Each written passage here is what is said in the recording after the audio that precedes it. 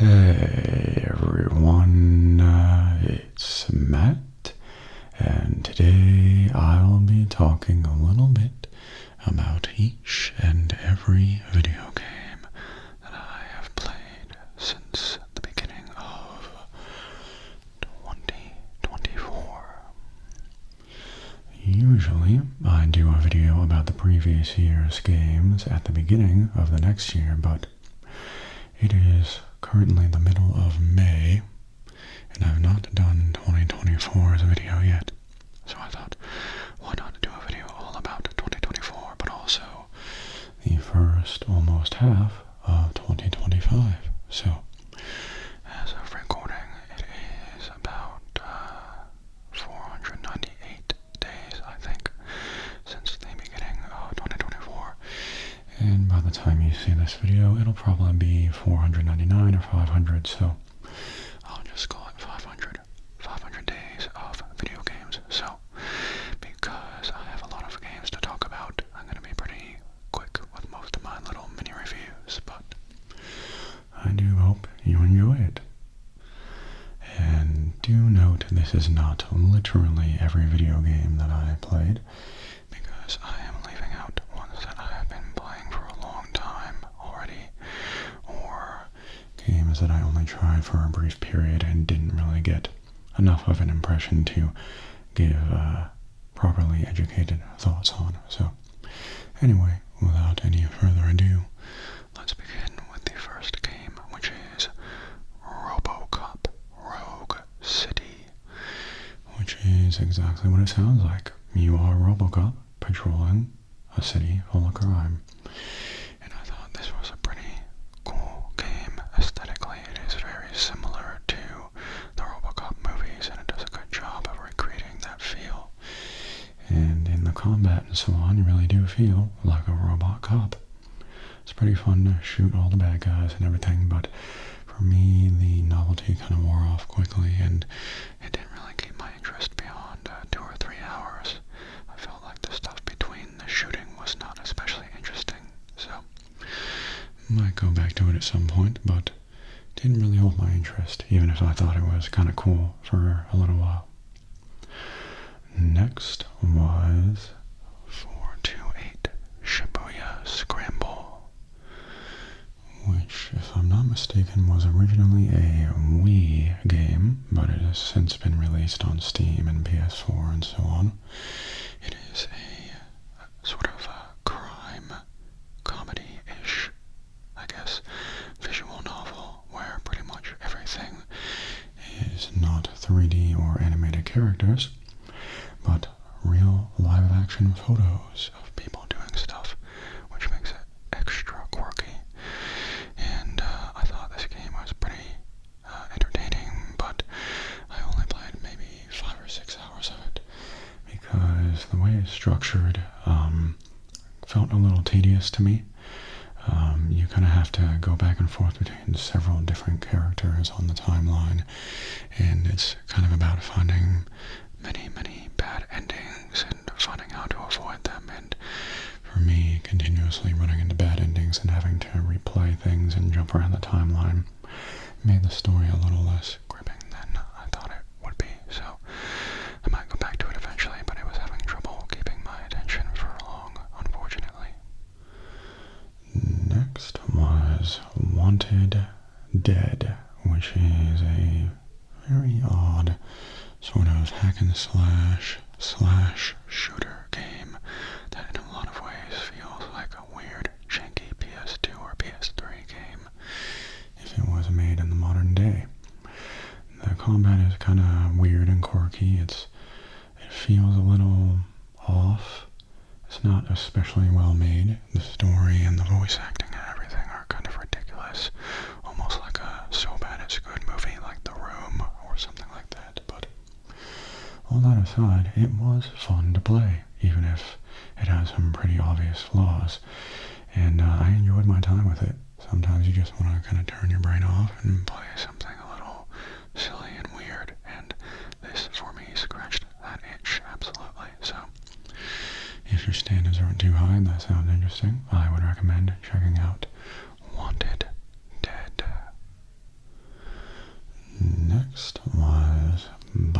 Balatro, which many of you, I'm sure, know a lot about. I did a video on it back when it came out because I enjoyed it so much, and it was one of my favorite games of 2024. It's just an incredibly addicting poker-style roguelite card game where you just are constantly changing the rules and trying to find combinations of upgrades and joker cards that can make your score ridiculously high. And it's very fun to see the numbers get higher and higher. And it can be pretty challenging at times too. Sometimes I feel like the randomness of it is to its detriment. Some of the more challenging modes feel a little too luck-based at times, but maybe I'm just not good enough. Either way, I really enjoy Balatro, and I still play it occasionally to this day. So if it seems interesting to you, I would definitely check it out if you've not already. Next was Final Fantasy VII Rebirth, the second in the trilogy of games remaking the original Final Fantasy VII. And this is a game I had mixed feelings on. From a production value standpoint, it is really, really well made. It's very beautifully done. It has really cool, giant, open world, amazing cutscenes, great voice acting, an interesting story. You can tell they put a lot of money into it. And the core combat and gameplay loop is very fun for the most part, but I feel like it was very, very disrespectful of my time, if that makes sense.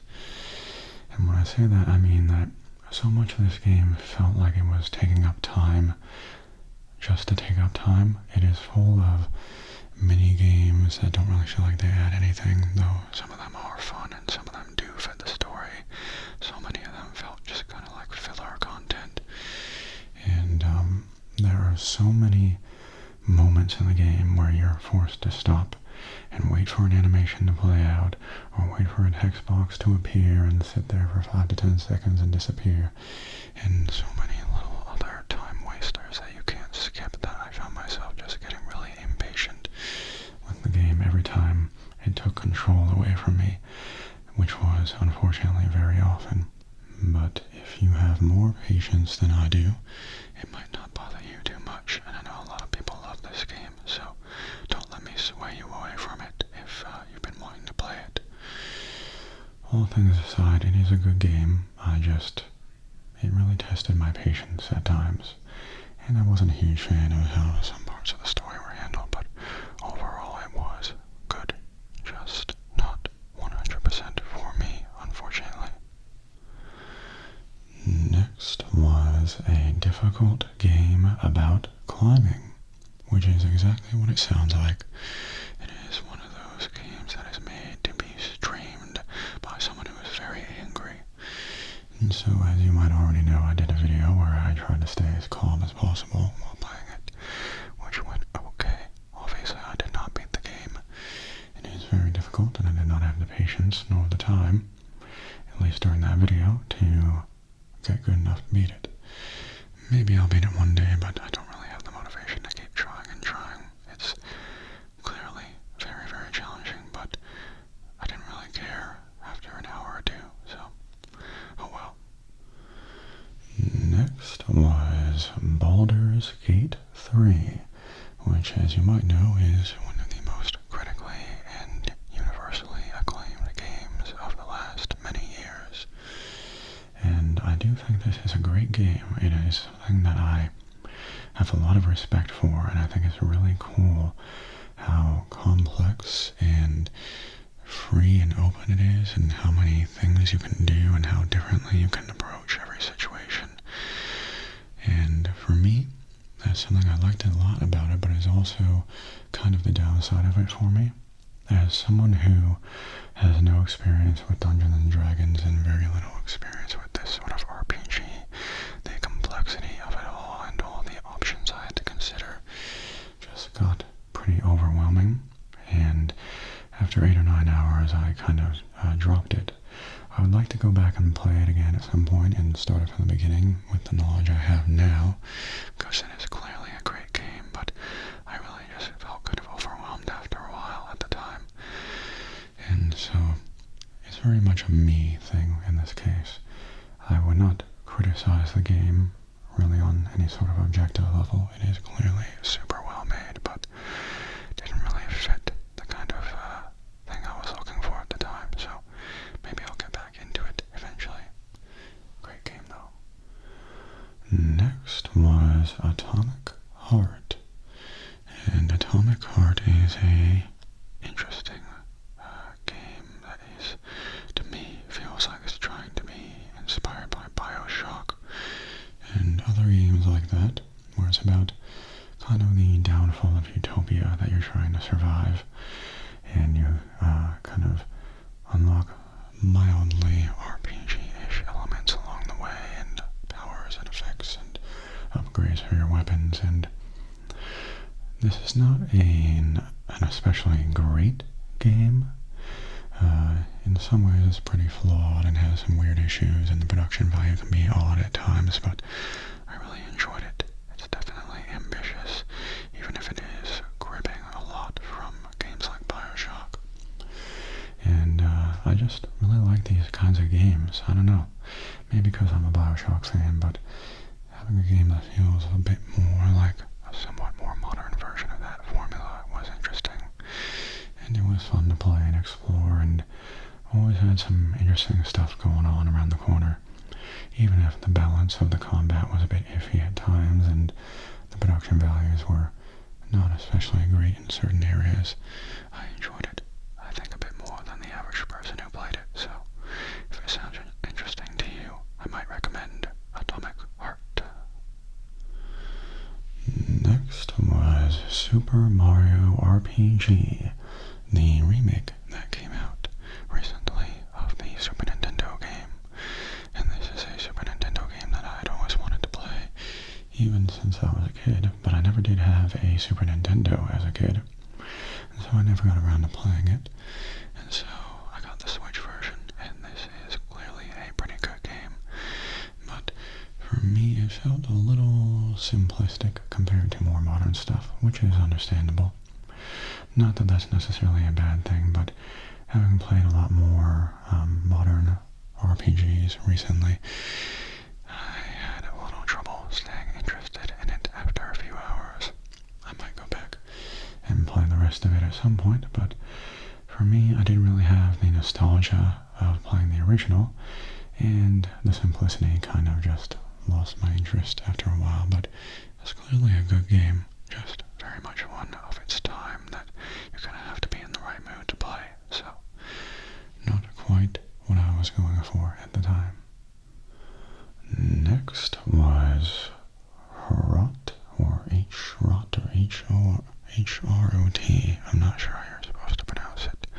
It might be some sort of Soviet or Russian word, because it is a boomer shooter of sorts, a modern attempt at a game that looks kind of like Quake or those old first-person shooters, but it is themed after, well, loosely, it never mentions it directly, but it feels themed to the Chernobyl disaster in an alternate universe where its effects created lots of mutations and chaos in the area surrounding it, and you have to survive that. It is a game that is equal parts gritty and silly, and it has some pretty good, simple, old-school FPS combat.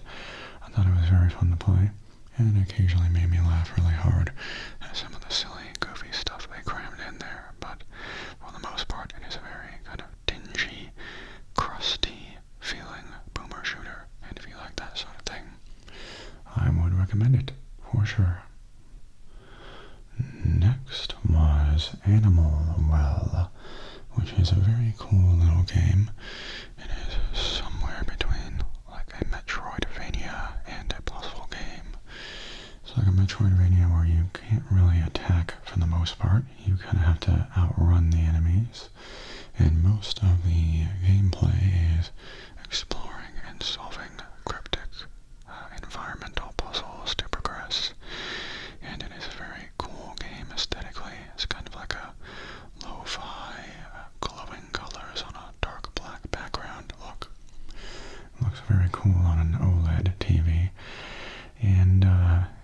I just found this game really fascinating, and it's full of many, many little secrets that you don't necessarily have to figure out all yourself to finish the game, but it offers a lot in terms of extra value after you finish the game. If you want to keep exploring, there's so many layers to peel back and discover new interesting things as you explore. So if that sounds interesting, I would recommend Animal Well for sure. Next was The House in Fata Morgana, which is a very long, very dark visual novel with a sort of gothic anime aesthetic. And I was a little skeptical of this one because I'm not especially interested in visual novels outside of a few that I've enjoyed, but this one is really, really, really well made and very emotional and gripping. And I thought it was a great story, even if certain moments felt a little bit meandering at times. It's very well written, has some great memorable characters, and tons of twists and turns and moments that really make you feel things. And so if you want to play a game that is kind of more like playing a book, mostly just reading, but it feels epic and grand in scope, in a very dark and tragic and horror themed and sort of a period piece, I would highly recommend The House in Fata Morgana. It will most likely make you feel things for sure. Next was Penny's Big Breakaway, which is a cool new little 3D platformer where you have a sort of yo-yo to swing around on and do tricks with as you platform. And if I'm not mistaken, this was made by some of the people behind Sonic Mania. I might be wrong, but it has some of that vibe to it. And it's a pretty cool game. I like a lot about it. I like the concept. I like the basic gameplay in general, but it does have some flaws that brought it down a bit for me. The physics and the momentum of how you get around feel just a bit off to me. I never really got used to them, even after finishing the game, and so sometimes I would make jumps or do certain things that felt like I should have gone further or shorter, and I wouldn't land where I thought I could. And I just didn't always feel completely in control, which occasionally got frustrating, as well as occasional bugs where I'd do things like fall through the floor at random, but those were pretty rare. Overall, it was a good game, but it felt a little too frustrating to me at times, a little too imprecise to highly recommend, but if you like quirky little 3D platformers, it's definitely worth a try. Next was Sonic Frontiers, the recent open-world Sonic game. And this is a game that I have sometimes described as Sonic Breath of the Wild because it is clearly kind of trying to go for that style of game in a way. And for me, this is a game that on paper has a lot of major flaws. It's kind of janky and weird, and the open world is kind of barren in places, and the stuff you find is kind of all randomly placed, and it just feels like they just kind of randomly shoved a bunch of Sonic game elements into a generic open world. And so on paper it doesn't sound like a very good game, but I did have quite a bit of fun playing it for a little while. I didn't finish the game because after a few hours I felt like the novelty was kind of wearing off, but it does keep lots of simple but fairly interesting challenges flying at you pretty much non-stop, which is kind of not what I expected for a big open world game, but it is fairly enjoyable if you can look past the weirdness of it all. Either way, I never finished it, but I might go back to it at some point. Not too bad, but not especially great either. Next was Ratchet and Clank Rift Apart. And this is the second Ratchet and Clank game I've played, and the first one I have finished. The first one I played was the remake of the original that came out on PS4. And while I enjoyed it, it felt a little generic and repetitive to me, so I never finished it. And Rift Apart is very much kind of the same sort of thing, but it does add a few more interesting mechanics and has some very, very beautiful graphics, and so it kept my interest long enough to finish the game. I wouldn't call it especially amazing or anything. It's kind of like the Saturday morning breakfast cereal of video games. Nothing especially remarkable, but satisfying if you're in the mood for it. And I finished it over several months of just chipping away at it when I was in the mood, and for that, it was a good time. Not the sort of game I would ever get really addicted to or think is especially amazing, but it's pretty good overall, even if I felt it was a little too repetitive and simple at times.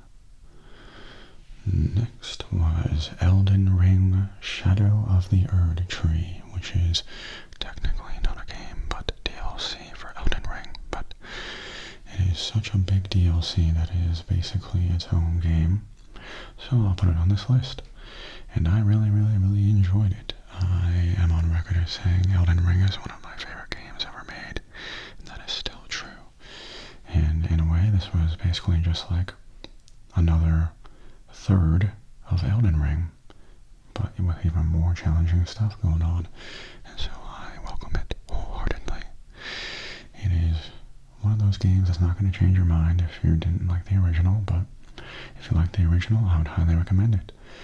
I would only say that the difficulty is occasionally a little overtuned for my liking at times, where it felt like I was spending a little too much time dodging attacks and giant combos of attacks and just waiting around for my opportunity to do things because the enemies are so aggressive and fast in this DLC. And there were one or two boss fights that I felt were a little obnoxious in their difficulty. I think both of them that I'm thinking of have since been nerfed to be easier, but I beat the game before that happened, so a little late for that. But yeah, if you like Elden Ring, you will almost certainly like the DLC, and I would highly recommend it for sure. Next was Lies of P, which is a game I like to call Pinocchio Bloodborne, because in a lot of ways it is clearly inspired by Bloodborne, but is themed to be like Pinocchio, the world of Pinocchio in a way, but with a dark horror twist. And for a game that is supposed to be like a Souls-like game, but is not made by From Software, I thought this game was fantastic. I really enjoyed it. Not quite as much as the actual FromSoft games, but it is basically a step below it in my eyes. Some of the enemy attack animations are a little cheap and weird and kind of felt unfair to me, but otherwise it's a great game. A great not an open world, but a great set of levels to explore. Great level design. Really challenging, fun combat. Lots of, it feels like a modern FromSoft game in a lot of ways, but sometimes with extra quality of life, which I do appreciate. Extra features that make the game a little less annoying to play at times. As much as I like the From Software Souls-like games, some of them feel a little like they're trying too hard to make the game obtuse to play, and Lies of P does correct a few of those things in some ways, so I really appreciated that. But yes, if you like the FromSoft games, and especially Bloodborne, I would highly recommend Lies of P. Really enjoyed it. Next was Sonic Superstars, which is a new 2D Sonic platformer with 3D graphics on a 2D plane. And this game was okay. It's not bad by any means, but it's just kind of an unremarkable Sonic game. The levels aren't especially interesting or memorable, neither is the music. And the boss fights are a little too long and drawn out, and you can't really rush through them like you can in the other Sonic games. So you end up just spending a lot of time waiting around for your chance to attack, and it feels kind of boring, especially when you want to replay levels. So if you really like Sonic and you want more of it, it might be worth a try, but I wouldn't recommend going out of your way to play this if you have other Sonic games that you might prefer to play. It's was Astro Bot, which is a fantastic game that is like if Sony made their own Super Mario 64 or 3D Mario game in some way. It's just full of charm and really cute characters and PlayStation nostalgia, and it's just super, super polished and cute and fun. And I think my only criticism is that it's a little simplistic and repetitive and easy, but playing it in short bursts, it is very enjoyable and satisfying, and I would highly recommend it if you like 3D mascot platformers or just cute video games in general. It's a great time. Next was Rise of the Triad Ludicrous Edition, which is the remastered modern release of Rise of the Triad, an old school shooter from the early 90s, and I'd never played the original, but I am a fan of these early 90s FPS games. And this one is decent. You can tell it was made before certain things like certain FPS standards were really standardized.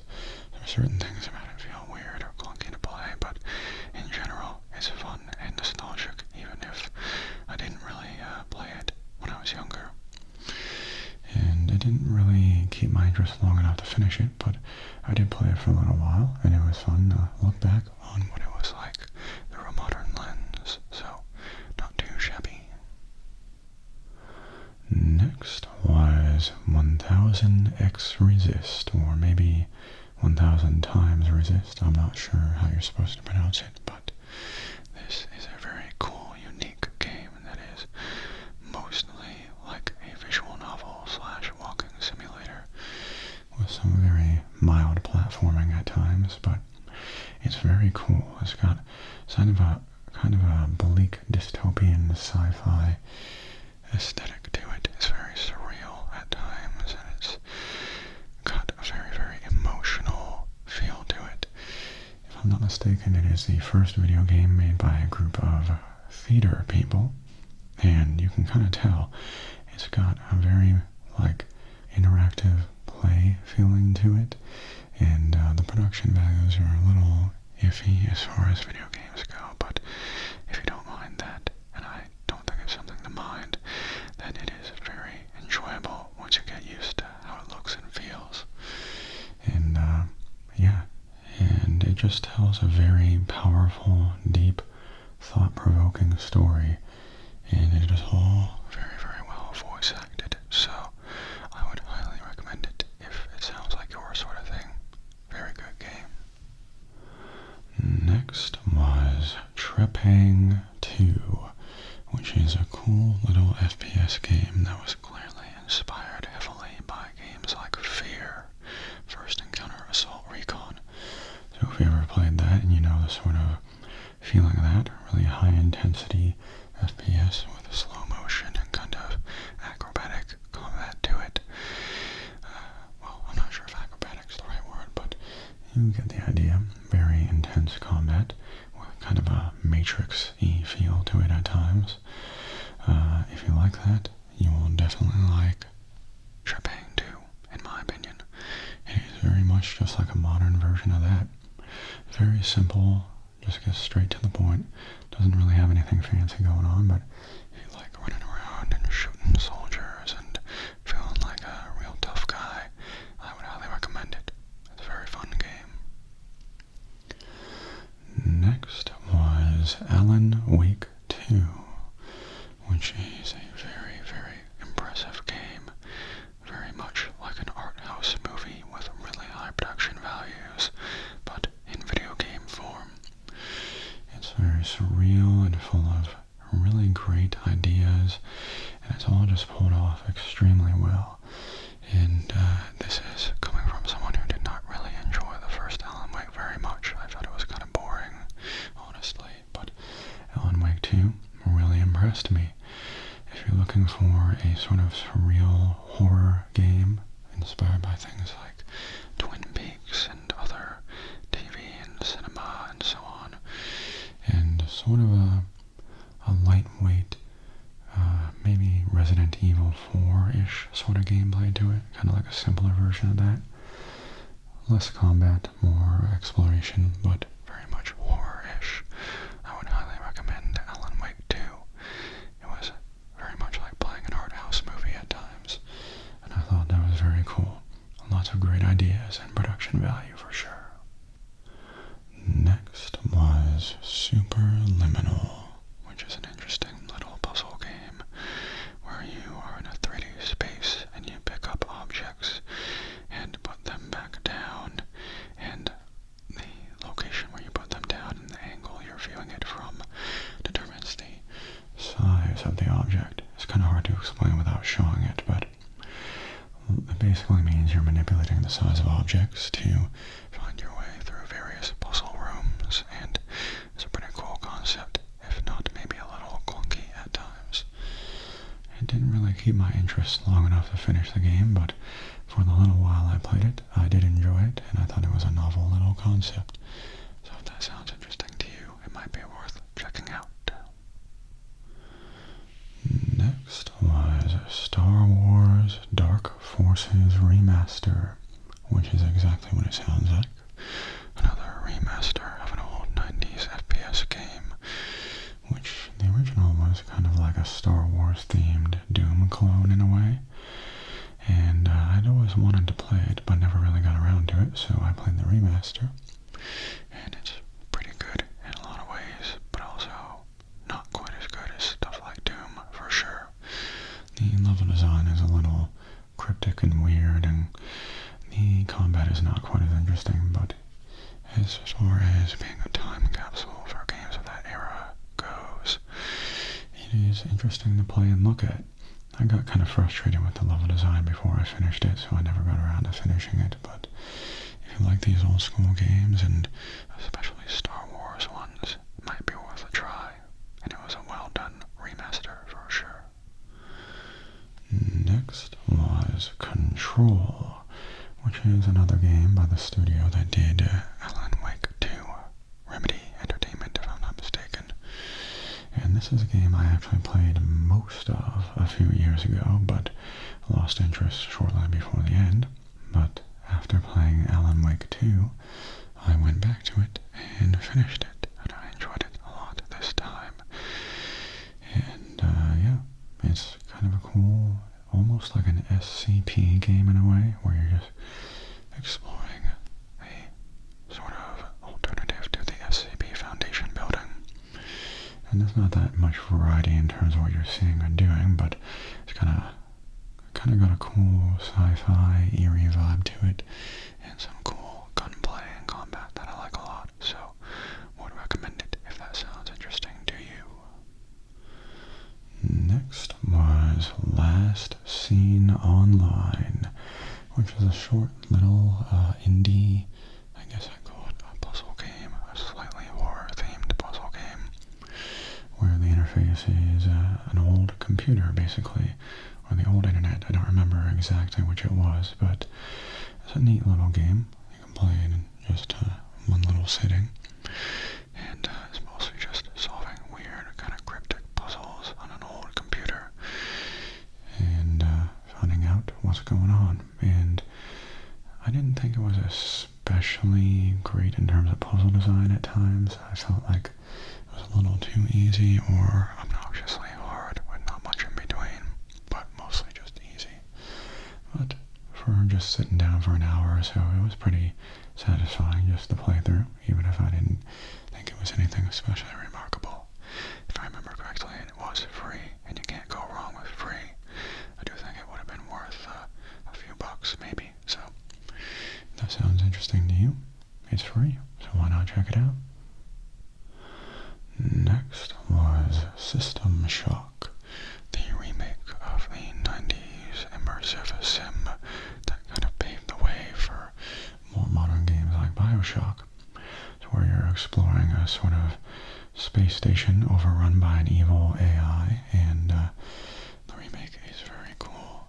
It's got lots of modern production values, but at the same time feels very, very old school in the gameplay. And it is a very sort of intentionally difficult, obtuse, complicated game to play, which I have to be in the right mood for. Sometimes I find it a little annoying to and satisfying to explore the space station and try to survive, and it very much feels like a hostile game, trying its best to confuse you and kill you. You really have to use your brain in this one, and so if that sounds interesting to you, it might be worth a try.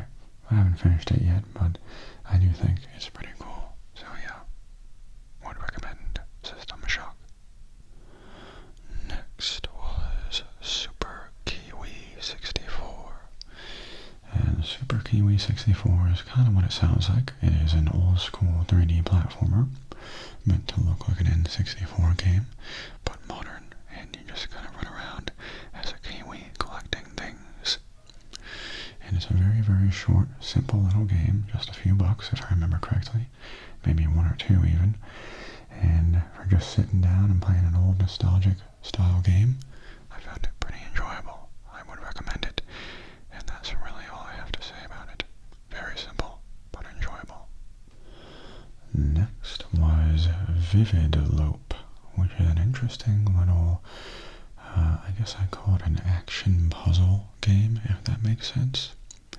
It's kind of a puzzle game where you kind of have to fight enemies and stay on your toes as you're solving the puzzles. But in a lot of ways it feels like an old Y2K era, maybe Dreamcast game.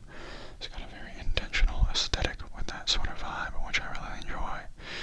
A cool soundtrack, kind of a clean, white, spacey aesthetic. And yeah, if you like that aesthetic and you like puzzle games, but with more of a kind of intense, real-time action twist, I would definitely recommend it. Sometimes I felt like the action was a little frustrating when I was trying to solve the puzzles, but that was mostly a minor thing, aside from some later levels. And I never really described what the game is like, because it's kind of hard to do without showing it to you, but you're kind of just running around a 360-degree platform trying to paint tiles that you run across, to paint as many tiles as you can to finish the level without getting hit by enemies. But it's really something you have to see in motion to understand, so if that sounds interesting to you, go check it out for sure. Next was Toree 3D, which is another game by the Super Kiwi 64 developer. Another very simple 3D platformer, but this one is very fast-paced, where you're just running around as a little bird, trying to kind of almost speedrun a set of very simple levels. It's a very, very short game. I think I finished it in maybe 20-30 minutes, but it's usually $1, I think. And for $1, not too bad. It's fun, satisfying, and you get to try and beat your high score if you ever want to, or just finish it and move on after half an hour. Either way, it's pretty fun. And so is the next game, Toree 2, which is exactly what it sounds like, just more of the same, so not much to say about it. If you like Toree 3D, you will definitely like Toree 2. That's about it. After that was Beeny, spelled B-E-E-N-Y. Yet another game by the same developer. Yes, I did buy a bunch of their games because they were cheap and I was into them. This is a game that has sort of a Donkey Kong Country for Super Nintendo look to it, which I thought was pretty cool. And you're just a bee, that is a ball that rolls around, and you just jump up a bunch of platforms to reach the end of a set of just a few levels, and that's it. It's fun to try and get the right momentum going and get to the top and win. That's it. Super simple game, but enjoyable and very cheap. So if it sounds like fun, might be worth a try. And next I played Macbat 64. Yet another game by this guy, or girl, whoever it is. And this one is pretty much what it sounds like. Another 3D platformer and 64 style game. But you are a fancy bat with a monocle flying around instead of a kiwi. That's about it. You find a bunch of stuff and then it's over. Fun little game.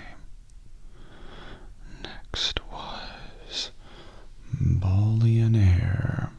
And Ballionaire is a bit like Balatro Balatro, but instead of playing cards, you're playing pachinko and putting pegs with various effects on the pachinko board.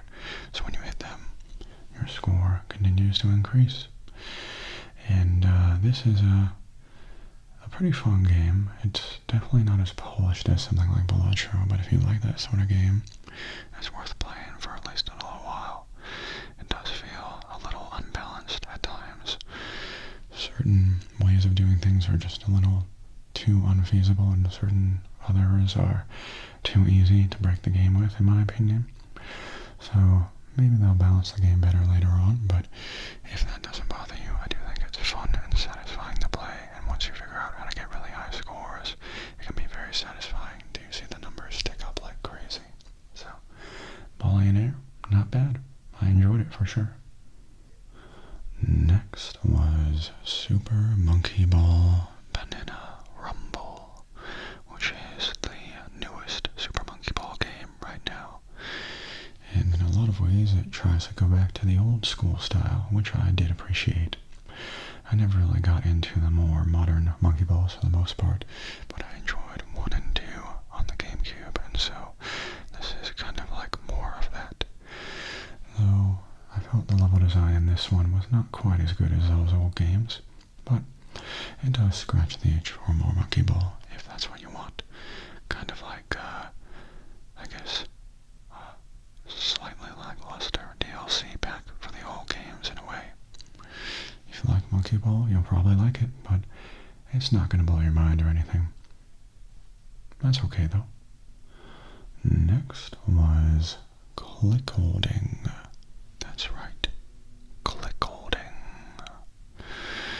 And this is a very strange little experience, I'll call it. It's not really much of a game, where you are locked in a hotel room with a strange man who demands to watch you click a little clicker in your hand over and over and over again while he tells you strange things and you hear his thoughts, and he commands you to click in different ways and different places, and things take some very strange and dark turns. This is a game that is very odd. Probably for a specific type of person. I enjoyed it, but I'm not sure I'd recommend it to lots of people. And it does get very dark at times in a way that some people might find upsetting, but if it sounds interesting to you, it might be worth checking out. It's pretty cheap and a short little experience, and definitely memorable, that's for sure. But be ready to click a lot. I'm pretty sure I clicked in excess of 10,000 times, maybe more, 20,000, 30,000 times, I'm not sure, before I stopped playing. So, get your clicking finger ready if you want to play CLICKOLDING. Next was Doronko Wanko. I think that's how you pronounce it. And this is a strange little free Japanese game where you are a mischievous little dog running around a nice fancy house, and your goal is to get it as filthy as possible, spraying mud and other nonsense all over the place. That's pretty much it. It's just a satisfying little game where you cause a bunch of chaos and destruction as a cute little dog, and it's free. So what can go wrong? Everything. That's what. And it's your turn to make that happen. Would recommend if that sounds like fun to you, for sure. Next was Lockdown Protocol, which is a game that's a little bit like Among Us in 3D, where you play with friends and are aboard a space station trying to complete tasks, but 1 or 2, or however many, I don't remember if there's a specific number you need to have, are traitors, and you basically have to try and complete all the tasks without getting killed by the traitor, or be the traitor and make sure the tasks don't get completed. It's a little more open-ended than Among Us, because you don't have emergency meetings, you just in real time accuse each other and try to kill whoever you think needs to be killed. And this is pretty fun with a group of friends. It does feel a little clunky to me at times. The tasks that you have to complete are a little complicated and tedious compared to stuff like Among Us, which are very simple. For me, it took a little too long to figure out how to do some of them. But once you figure out how to do them, it's not too bad. It's just got a pretty big learning curve for the type of game it is. But it does have a pretty good amount of fun to be had with friends if you like that sort of thing. Next was Halls of Torment, which is a game I would kind of describe as Vampire Survivors, but like Diablo instead. It's got an aesthetic that looks like old school Diablo 1 and 2, but the gameplay is like Vampire Survivors, where you're destroying huge waves of increasingly more powerful and numerous enemies, while leveling yourself up and getting new weapons every 30 seconds or so. And it's very satisfying to power yourself up and play, and it doesn't feel quite as balanced or elaborate as something like Vampire Survivors, but it is still a very fun time waster, and I wasted many hours playing it. So if you like that sort of game, I would recommend it for sure. Next was RATSHAKER, which is exactly what it sounds like. A game where you shake a rat. But seriously, it is a very strange, slightly comedic horror game where you walk around various environments holding a cartoon rat that makes very funny sounds when you squeeze and shake it. And squeezing and shaking the rat is key to progressing forward, and you just run around with the rat, making it miserable in a very silly comedic cartoon way as you learn the dark, horrific secrets of why you're there and why you have the rat. So I wouldn't necessarily say everything is answered by the end. It is definitely an experience, and if you like that sort of experience, it might be worth a try. RATSHAKER.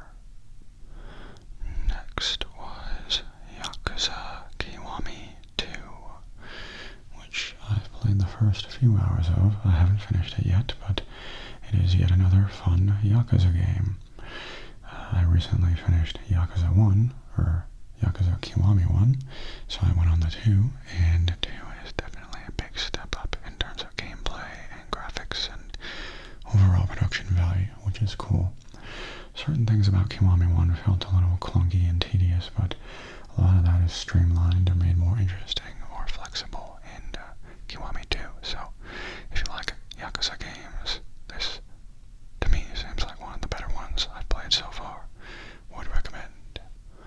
Next was Star of Providence, which is a cool little roguelite sort of top-down shooter, bullet hell sort of game, but it's like a dungeon crawler where you go through procedurally generated dungeons where each room is its own little bullet hell challenge, and it's a very cool little game, very, very challenging at times, sometimes in ways that I felt was a little unfair or frustrating, but for the most part, a very satisfying, fun game to play, and fun to get good at.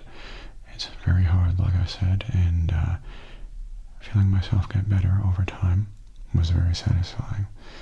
It's one of those games that has some incredibly ridiculous challenges if you really want to push yourself, but just beating the main game is pretty doable after a little while, as long as you practice. So that's pretty much all I did, but I really enjoyed my time doing it. So if you're up for a challenge, I would recommend Star of Providence.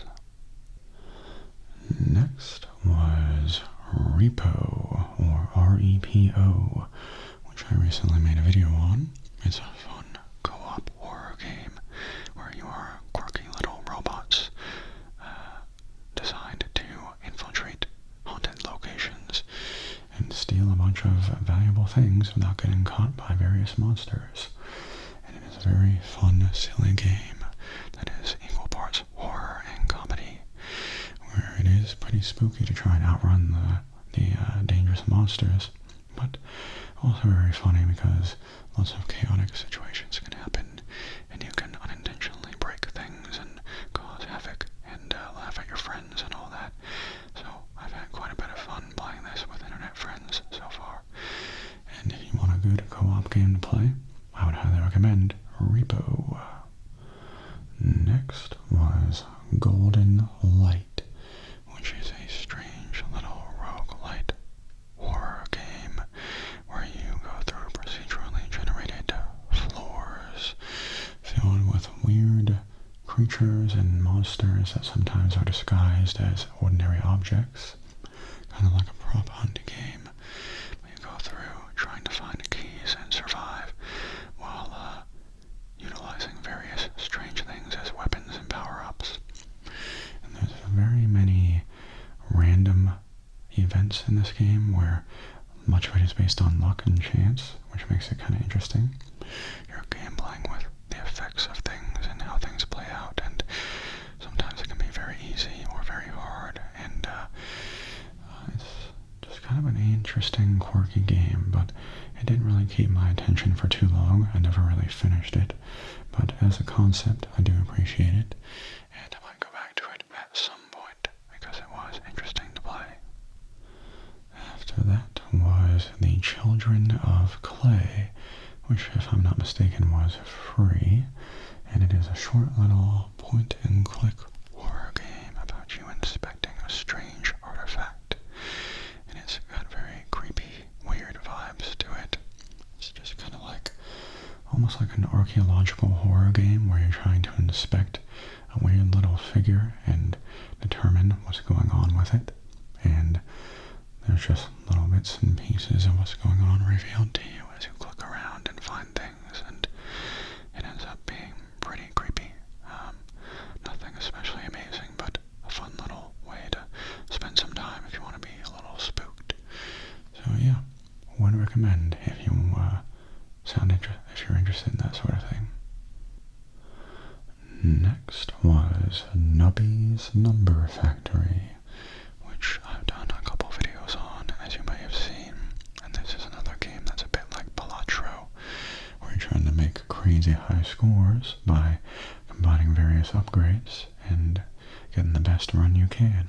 But instead of cards, it is pegs. It's a pegboard. You shoot balls named Nubby down, and it's a very, very fun, satisfying, enjoyable game. Not quite as good as Balatro in my eyes, but still very, very good. So if you want more of that, you can either play it or watch my videos on them, but I think I've said enough for sure.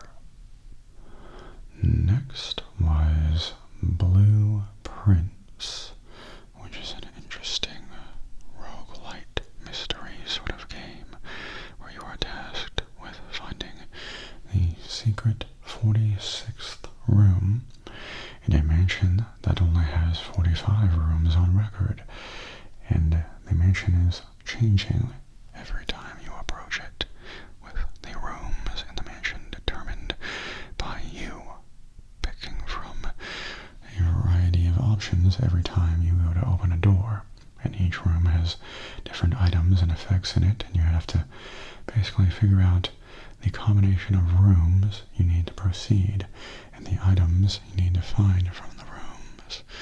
And it's kind of difficult to explain beyond that, but it is an interesting little game that I think is both enjoyable and somewhat flawed in its execution.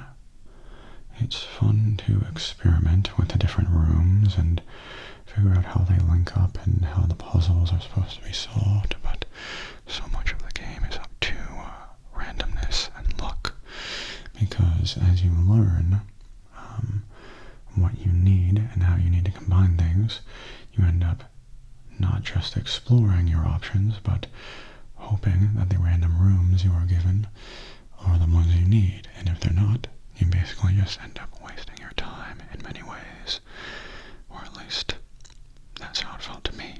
Maybe I'm not good enough at the game to figure out a solution to any set of options I'm presented with, but maybe that's also just a flaw of the game. I don't know for sure though, because I've only played a few hours of it.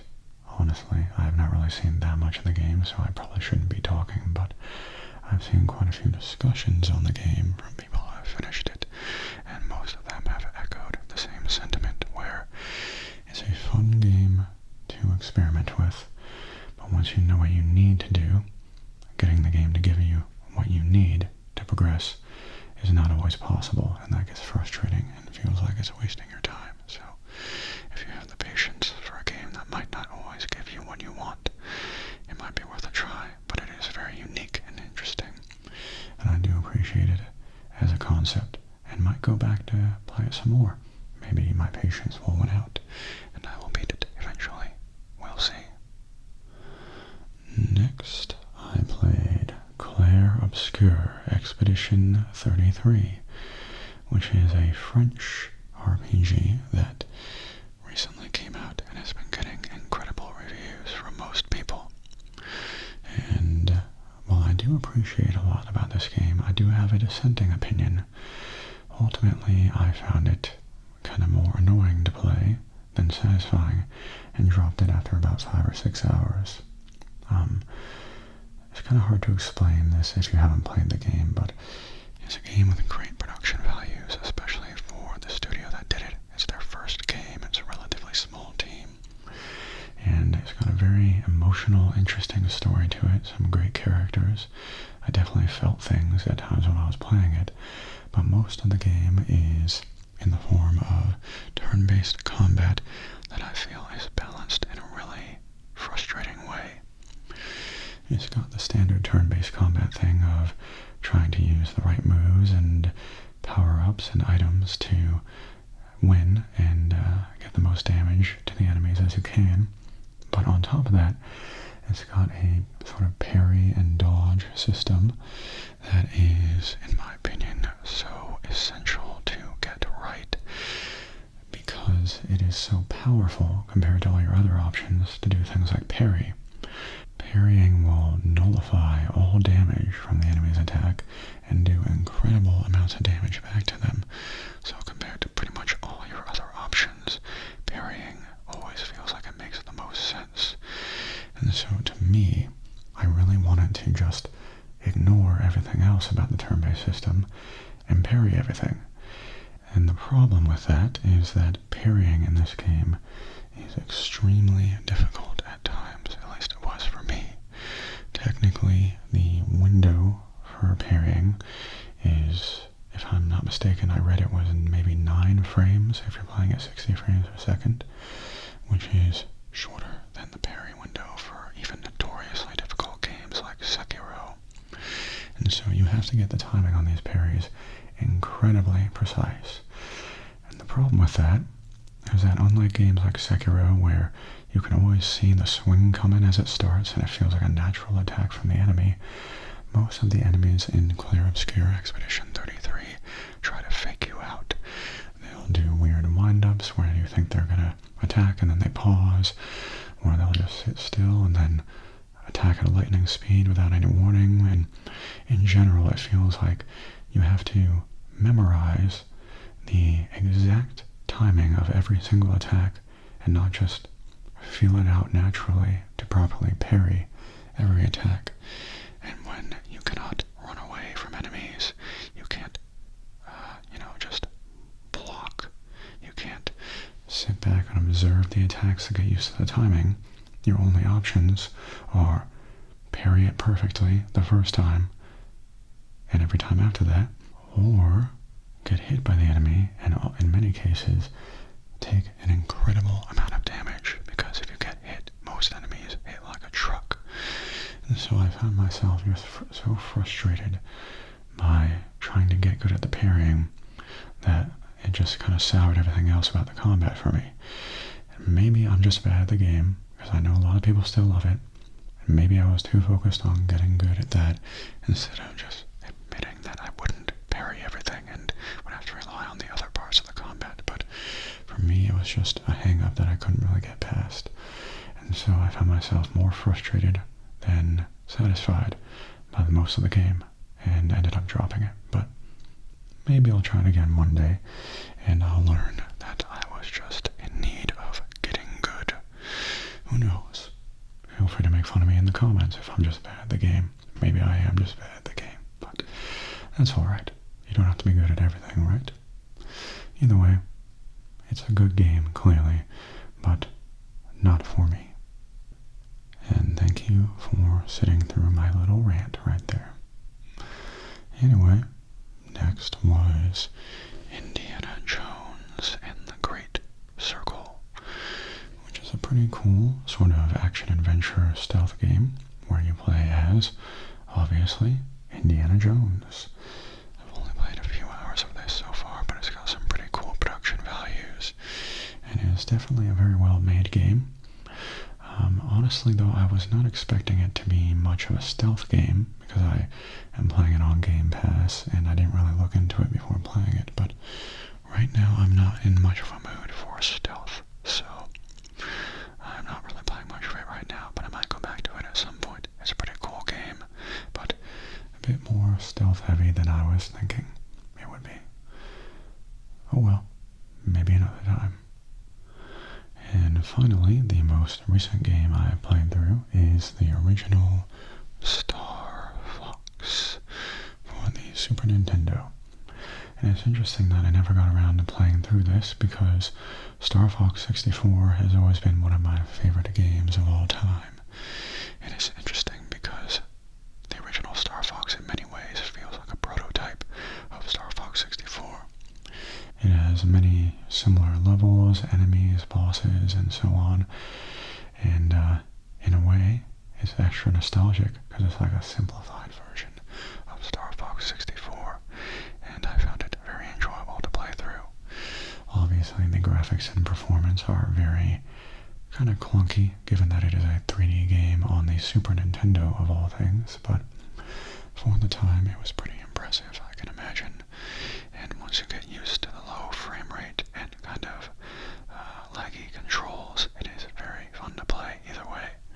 So, if you're a Star Fox fan and you somehow haven't played the original Star Fox, I would definitely recommend giving it a shot. It's worth a playthrough, for sure. And that is every game I played.